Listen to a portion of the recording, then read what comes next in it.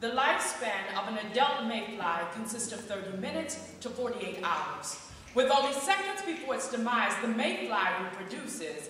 It is either by cruel irony or sheer poeticism that the mayfly often dies cradling life. The doctor could have just placed caution tape around her body.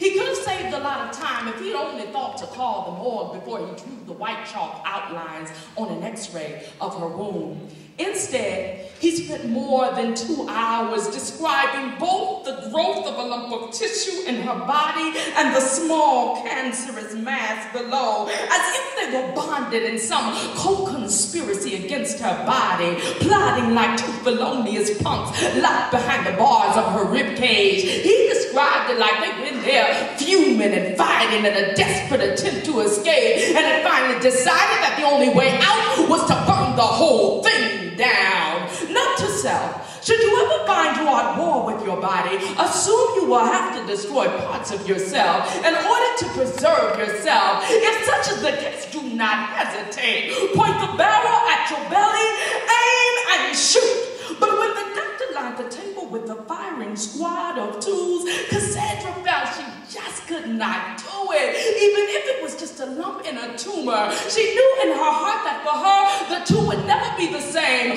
Both were killing her, but one she had already named. And so the greatest irony of her dying would be this simple fact: she had actually chosen life.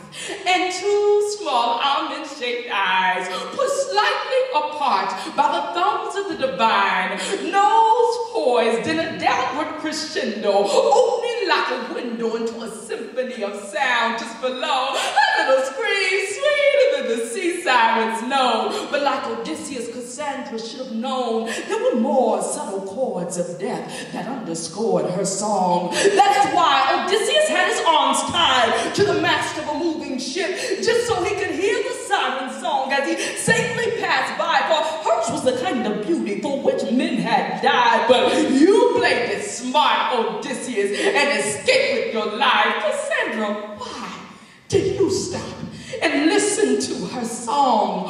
Why did you listen when the doctors told you your heart was only strong enough to save one life, and that if you so much as tried to live more than 5 pounds, Cassandra, you will die?